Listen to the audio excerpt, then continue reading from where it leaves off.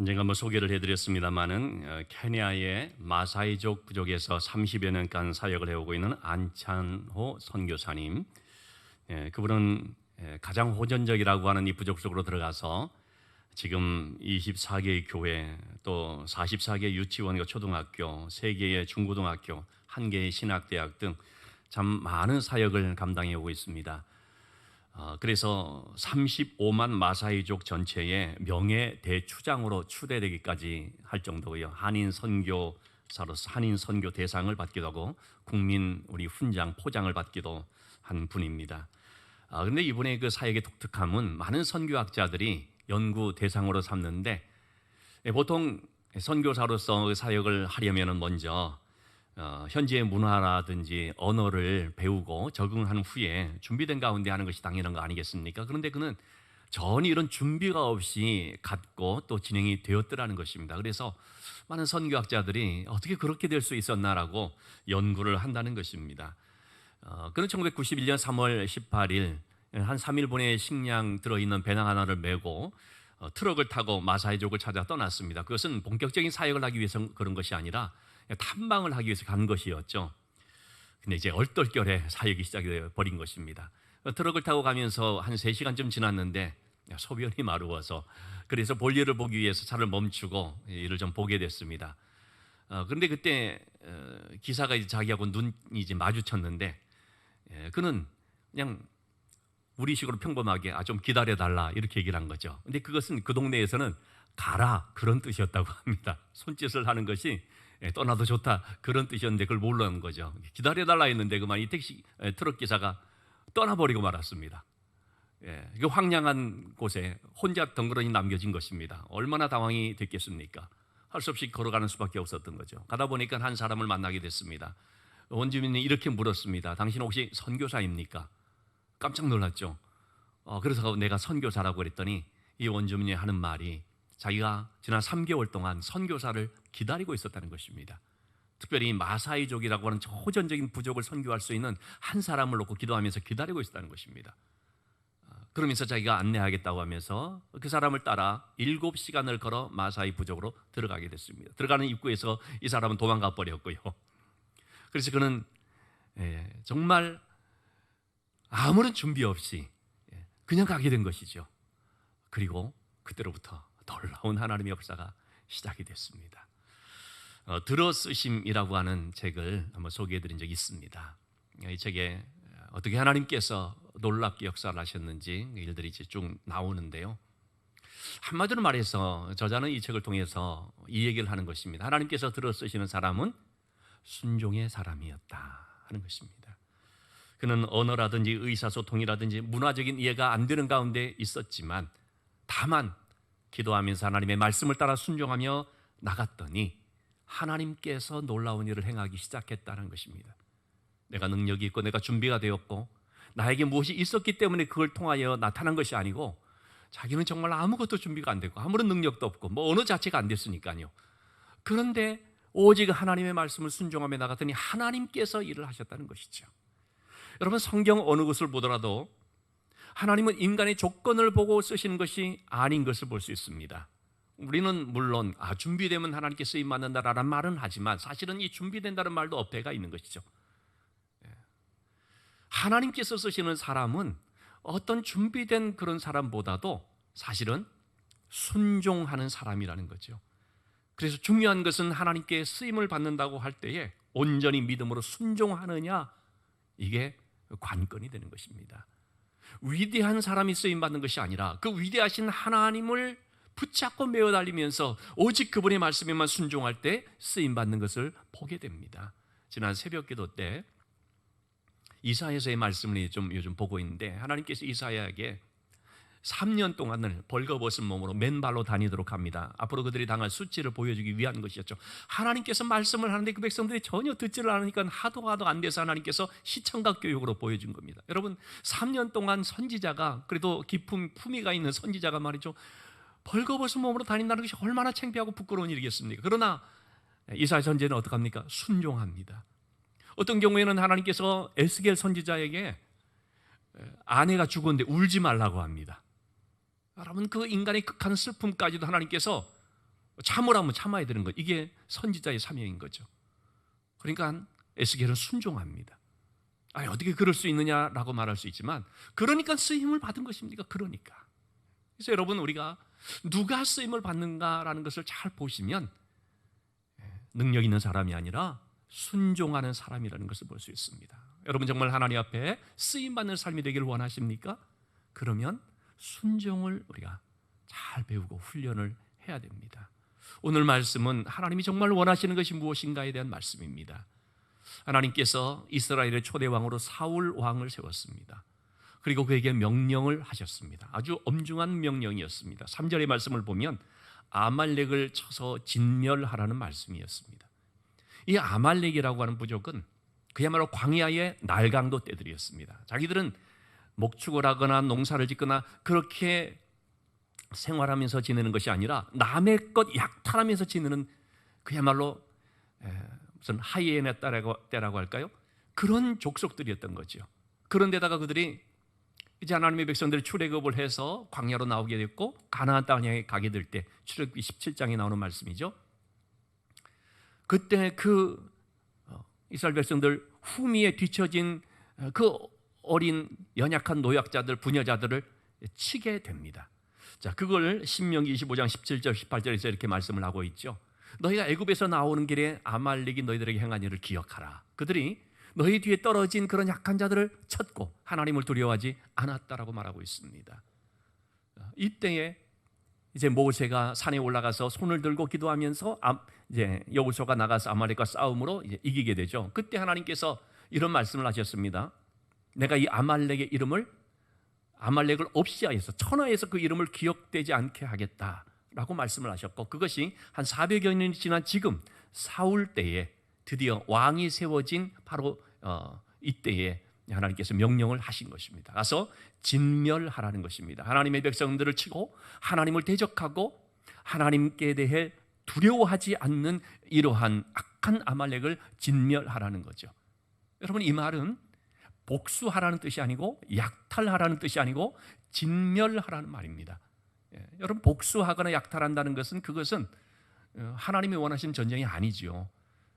그것은 남의 것을 훔치는 것이기 때문에, 감정적인 그런 복수이기 때문에 하나님이 그걸 말하는 것이 아니라 그들이 너무나 잘못되고 악하기 때문에 진멸하라는 것입니다. 여러분, 우리가 보면 가축들이 어떤 전염병이 들거나 했을 때 뭐 돼지 열병이라든지 그러면은 살 처분이라는 걸 하지 않습니까?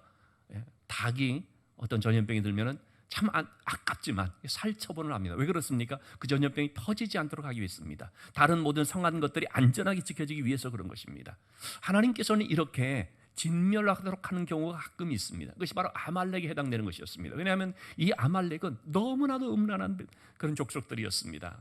뭐 지금도 얼마나 여러분 이 세상의 음란한 그런 모습들을 볼 때에 참 우리가 상상할 수 없는 일들이 있습니까? 근데 이때 당시부터 아말렉은 짐승과 교접을 하고 동성애가 막 흥행을 하고, 그리고 뭐 이런 무당이니 미신이 귀신을 섬긴다는 우상 숭배라는 것은 말할 것도 없고요. 이런 가증한 것을 하나님께서 진멸하도록 말한 것입니다. 그래서 이런 진멸한다는 것을 이제 구약적 용어로 헤렘이라고 말합니다. 헤렘이라고 하는 것은 하나님께 바쳐진 것인데, 하나님께 바쳐졌다는 것 두 종류거든요. 하나님께 거룩히 구별해서 드리는 것이 있고 파멸돼서 바쳐진 것이 있습니다. 아말렉 경우에 이 헤렘이라고 하는 것은 파멸시켜서 바쳐진 것으로 말하는 것입니다. 그렇기 때문에 하나도 손대면 안 되는 것이죠. 그 한 예가 뭐냐면 여리고성을 정복할 때 하나님께서 그 여리고성은 가나안의 첫 성일 뿐만 아니라 이것은 상징적인 의미가 있기 때문에 완전히 진멸하도록 했습니다. 파멸해서 불태워서 하나님께 바쳐진 것이니까 누구도 여기에 있는 물건을 건들지 말도록, 하나도 갖지 않도록 말씀을 하셨습니다. 그런데 그때 아간이라고 하는 사람이 어떻게 했습니까? 그 중에 있는 물건을 탐내서 감춰버렸다가 하나님의 큰 심판을 받게 된 것이죠. 이처럼 하나님께서는 하나도 건들지 않도록 말씀을 한 거죠. 자, 그런데 사울이 어떻게 했을까요? 9절 말씀해 보니까 순종을 하기는 했는데 어떤 순종이냐? 선택적 순종이었던 것입니다. 온전한 순종이 아니었던 것입니다. 여러분, 요즘 우리 사회에 공정 뭐 혹은 상식 뭐 이런 얘기들 하지 않습니까? 근데 이제 문제가 되는 것이 뭡니까? 공정을 말하는데 선택적 공정, 정의를 말하는데 선택적 정의. 다른 사람한테는 해당되고 우리한테는 해당이 안 되는, 우리 편은 봐주는, 우리에 대해서는 관대한. 여러분, 이런 것은 잘못됐다고 다들 지적하는 거 아니겠습니까? 순종도 마찬가지인 것입니다. 하나님 앞에서 우리가 순종한다고 할 때 선택적 순종이라는 것은 불순종을 말하는 것이죠. 온전한 순종이 아닌 것이죠. 자, 사울은 어떻게 했습니까? 다 진멸을 했다는 것입니다. 아마 상당수 진멸을 했을 것입니다. 그러나 좋은 것, 가치 있는 것, 상품성이 있는 것, 이거는 이제 남겨두는 것입니다. 다 없애라고 했는데 그 좋은 것들은 일부러 딱 남겨두는. 자, 왜 남겼을까요? 탐심 때문이었죠. 막상 가서 보니까 어떤 것입니까? 너무 보기 좋은 것입니다. 1등급 한우, 기름진 거, 이 아까운 거를 왜 죽여? 이렇게 돼버리는 거죠. 여러분, 이 탐심이라는 것이 참 무서운 것입니다. 여러분, 탐심이라는 것은 더 많이 가지려는 욕심이라기보다도 하나님이 주지 않은 것을 취하려고 하는 욕심을 말합니다. 하나님께서 너는 여기까지, 이걸로 만족해. 그럴 때 그것으로 만족할 수 있어야 되는데, 주지 않은, 하나님께서 허락하지 않은 것인데 그것을 가지려고 하는. 그래서 하나님께서는 십계명에 내 이웃의 것을 탐내지 말라라고 말하지 않습니까? 여러분, 이러한 탐심이 바로 우리의 눈을 흐리게 만들어버립니다. 탐심이 불순종을 유발시켜버립니다. 그래서 성경은 고린도서 3장 5절 말씀에 탐심을 가리켜서 우상숭배라고까지 말합니다. 하나님을 섬기는데 굉장히 장애를 주는 요인이라는 것이죠.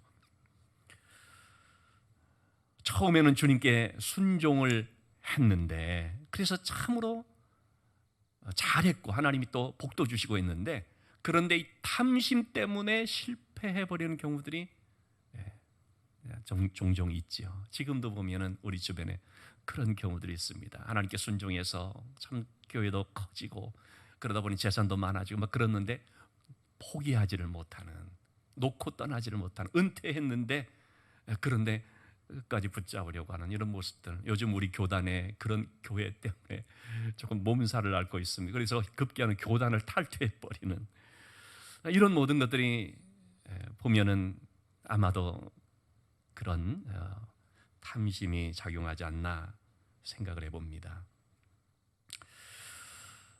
가나안을 정복할 때 여호수아가 이제 가나안 정복 전쟁을 하거든요. 하나님께서 여호수아에게 명령하신 한 가지 명령이 있었습니다. 너희는 전쟁을 해서 어떤 승리를 하게 되었을 때 그 적군들의 말이라든지 병거들을 보게 되면 그것들을 너희가 갖지 말고 없애라. 말 뒷발이 힘줄을 끊고 병거를 불살라라라고 말합니다.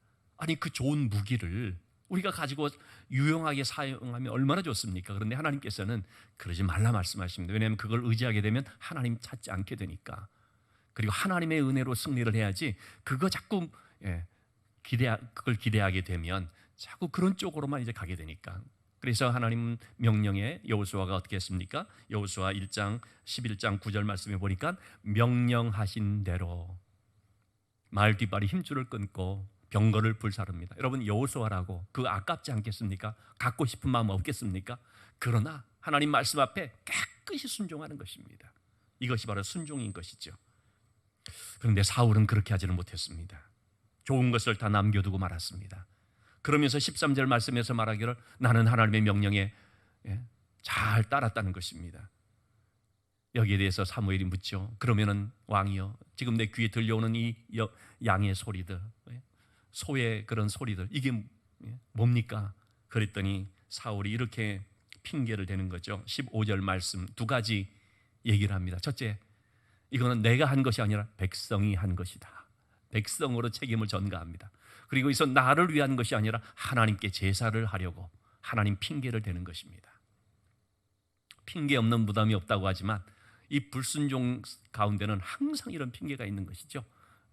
하나님께서 하와에게, 아담에게 물었죠. 너 왜 선악과를 따먹었냐? 그랬더니 뭐라고 핑계댔습니까? 하나님이 나에게 주신 여자가 내게 말해서. 이거 하나님 탓입니다. 사울이 그랬던 것입니다. 백성들 탓하고 또 하나님을 위해서라고 핑계를 대는 것이죠. 근데 여러분, 모든 불순종의 뿌리에는요 교만이 있습니다. 겸손할 때는 안 했거든요. 교만해지자 불순종하게 됩니다. 그래서 교만은 불순종을 낳게 됩니다. 사무엘이 바로 그 점을 지적을 합니다. 17절의 말씀에서 왕이 기억하시길 바랍니다. 왕이 언제 왕으로 세움을 받았습니까? 하나님께서 왕이 스스로 작게 여길 그때가 아닙니까? 사울은 정말 그랬거든요. 사무엘상 9장 21절에서 왕으로 세움받을 그때 자신을 가리켜서 뭐라고 했냐면, 나는 가장 작은 지파에 속한 사람이고 우리 집안은 가장 미약한 자입니다. 그야말로 나는 가장 작은 자라는 말이죠. 자신을 가장 낮은 자로 여겼을 그때에 하나님께서는 그를 높여서 이 가장 작은 자를 가장 큰 자로 세워주셨습니다. 그랬더니 그가 그만 마음이 높아져 버렸습니다. 교만해져 버렸습니다. 그래서 하나님의 말씀을 가볍게 여기기 시작하고 우습게 여기기 시작하고 순종하지 않게 되고 형식적으로 순종하게 된 것이죠. 사무엘이 바로 이런 부분들을 지적을 하는 것입니다. 19절의 말씀에 아말렉을 진멸하라고 했더니 왕은 탈취하기만 급급했습니다. 하나님 말씀을 순종하기보다 자기 욕심을 챙기는 데만 앞장을 섰다는 것이죠. 이러한 잘못을 지적했을 때 사울은 마땅히 회개해야 되는데 회개하지 않고 끝까지 고집을 부리죠. 20절, 21절 말씀. 나는 진멸했다. 나는 청종했다. 나 그대로 순종했다. 다만, 여러분, 이 다만이라는 게 참 무서운 거 아닙니까? 다만 백성들이 그랬던 것이지, 하나님께 제사하려고 그런 것이지, 제사가 중요하지 않느냐. 여러분, 이 사울의 말을 보면 일견 굉장히 타당성 있고 일리 있어 보이지 않습니까? 제사가 중요하지 않느냐. 아니, 하나님께 제사를 드린다는데 아니, 이런 거 있어야 되지, 이렇게 얘기를 하는 거죠. 제사라는 말을 했을 때 사무엘이 아주 중요한 얘기를 했습니다. 왕이요, 하나님이 정말 원하는 것이 무엇이겠습니까? 22절 말씀. 제사일까요? 순종일까요? 순종이 제사보다 낫고. 여러분, 이 말씀 우리가 오해하면 안 됩니다. 제사 필요 없다는 말 아닙니다. 제사 중요하지 않다는 말 아닙니다. 제사의 근본 정신이 뭐냐? 순종입니다. 순종이 없는 제사는 제사가 아니라는 거죠. 순종이 없는 제사는 하나님과 관계없는 제사라는 것이죠. 순종이 없는 제사가 드릴 때 그는 하나님 앞에 드려지는 제사가 아닌 것을 말하고 있는 것입니다. 여러분, 하나님은요 제사를 못 받아서 안달난 분이 아닙니다. 하나님은 그 많은 제물을 그냥 막 기뻐하는 그런 분이 아니십니다. 이사야서 1장 11절에서 13절을 그렇게 말하고 있습니다. 하나님의 말씀이죠.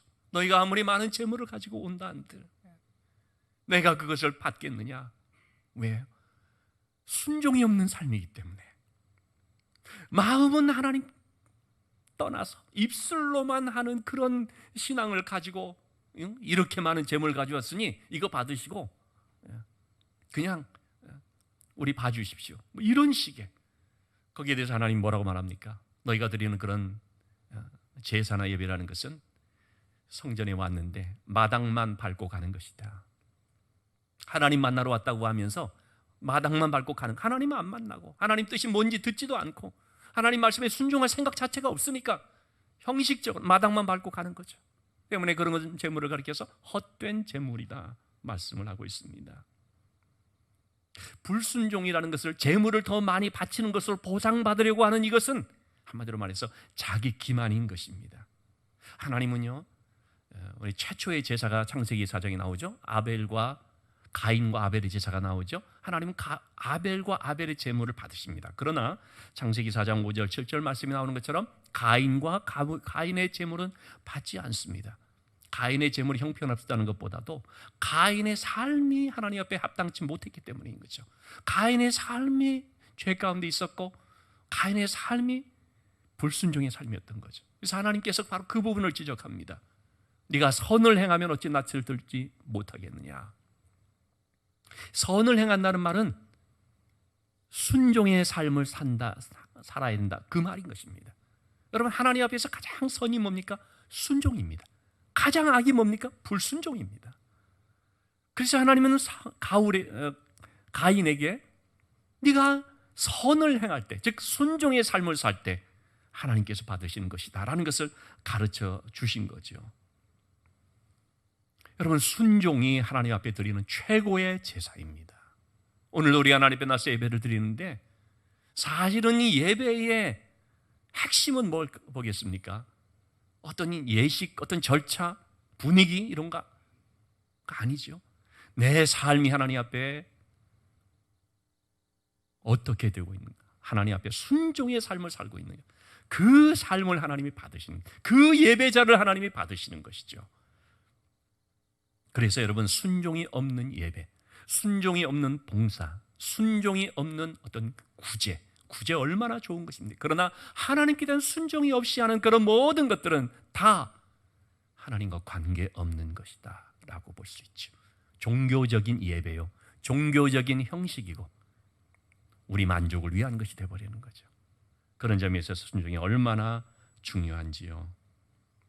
23절 말씀에서 불순종은 이런 것과 같다고 말씀을 하십니다. 불순종은 점치는 죄와 같고 우상에게 절하는 죄와 같다. 여러분, 하나님이 가장 미워하시고 가장 싫어하시는 것, 가나안 땅을 들어가서 그 땅을 새롭게 할 때에 반드시 없애도록 말씀한 것이 뭐냐면 점치는 것, 무당, 미신, 우상 숭배 반드시 없애도록 했습니다.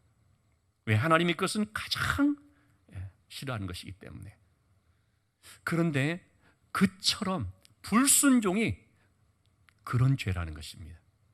그렇게 우상 숭배하는 것과 같은, 점치는 것 같은 것이 불순종의 죄라는 거죠. 우리는 불순종을 좀 가볍게 생각할 수가 있죠. 좀 살다가 보면 그럴 수도 있지, 맨날 순종만 할 수 있나, 좀 불순종할 수도 있지 라고 우리는 쉽게 생각할지 모르지만 하나님은 그것을 우상 숭배의 죄와 같은 것으로 여기신다는 거죠. 하나님을 거역하는 것, 하나님 앞에 완고한 것, 바로 그런 불순종이 문제가 됩니다. 왜냐하면 이 불순종 때문에 이 땅에 비극이 시작됐거든요. 아담의 불순종으로 말미암아 이 땅에 죄가 들어왔고 하나님과 관계가 깨졌고 모든 질병과 고통과 저주와 죽음이 임했습니다.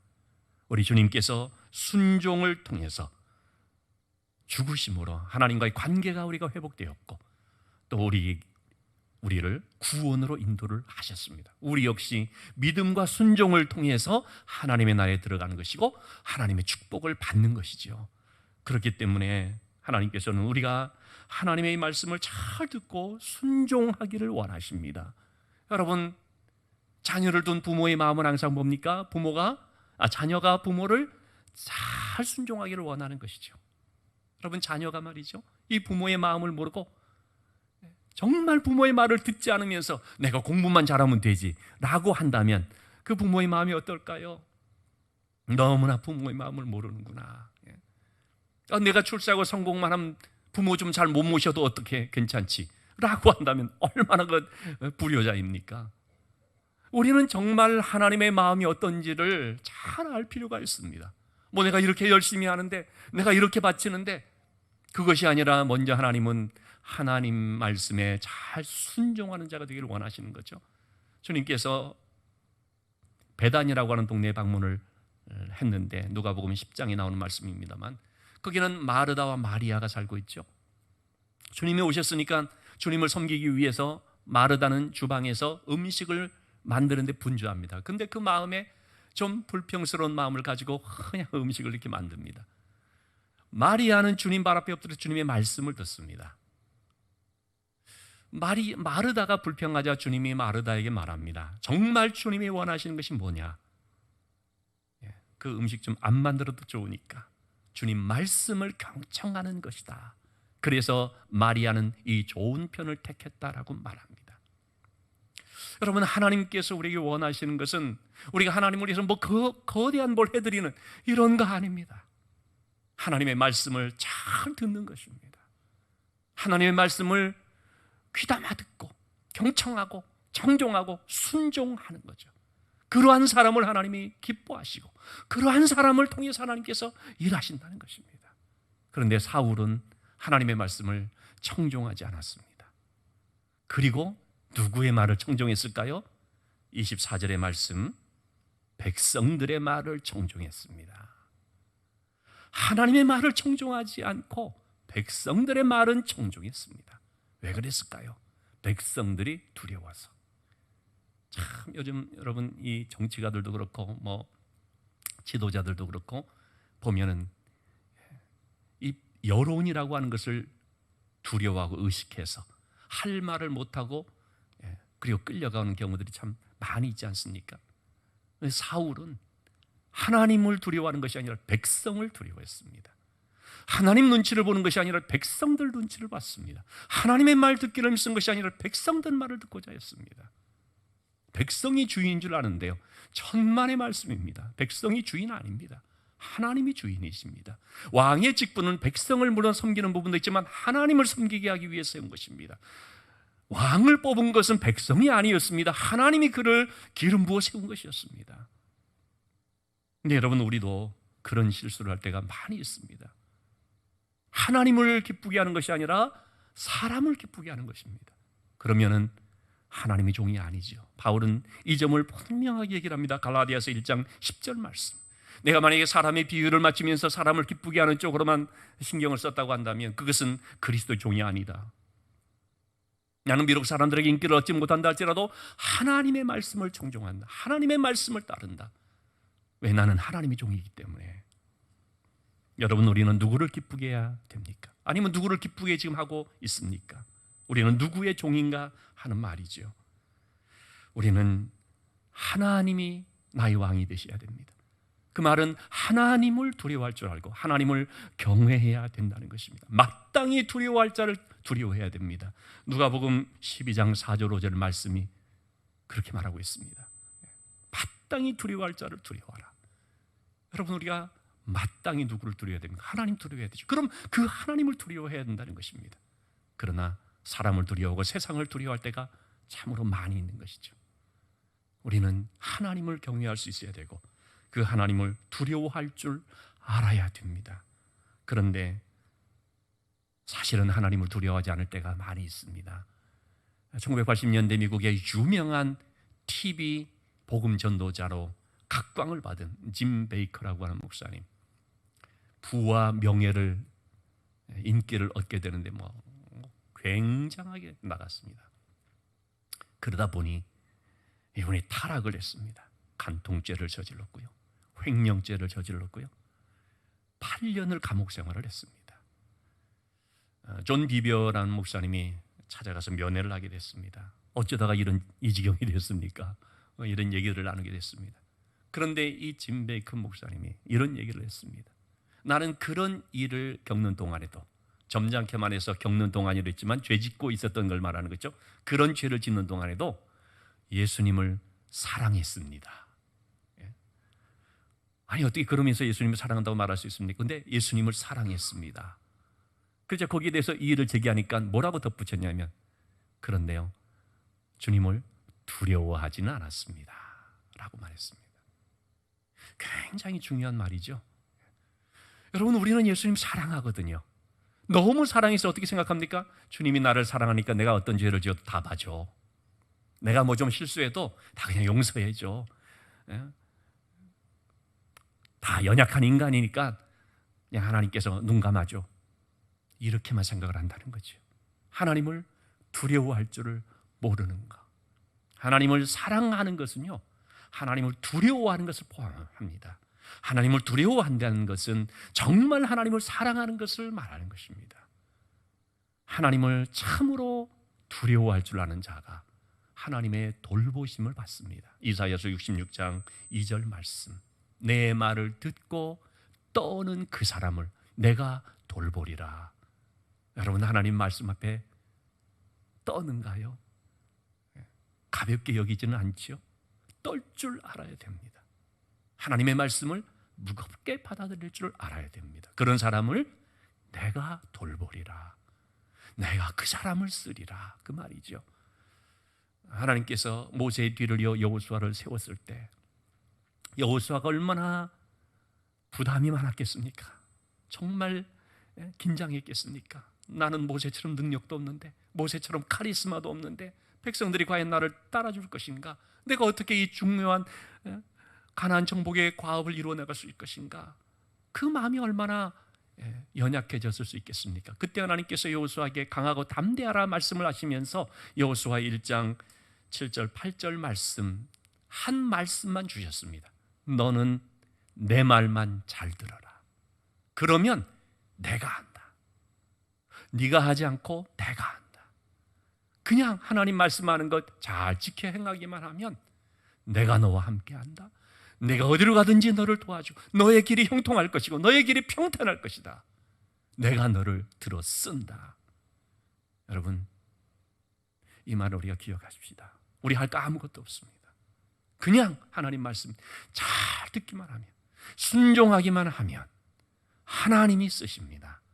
하나님이 도와주십니다. 우리의 길이 형통하고 평탄할 것입니다. 앤드류 머레이라는 참 유명한 영성신학자는 이런 표현을 썼습니다. 우리가 예수를 믿는 순간 우리는 순종의 학교에 등록한다. 예수를 믿는 순간 우리는 순종의 학교로 들어가게 됩니다. 믿음은 순종을 통해서 자라갑니다. 믿음이란 우물은 순종을 통해서 깊어져 갑니다. 예수 따라가며 복음 순종하며 예수님 말씀만을 의지하며 나갈 때 우리의 행할 길이 환해지고 우리가 가는 길에 밝고 즐거움이 있을 줄로 믿습니다. 한 주간 주님 말씀 잘 순종해서 정말 복된 삶, 평강의 삶이 될 수 있기를, 쓰임받는 삶이 될 수 있기를 주님의 이름으로 축원합니다.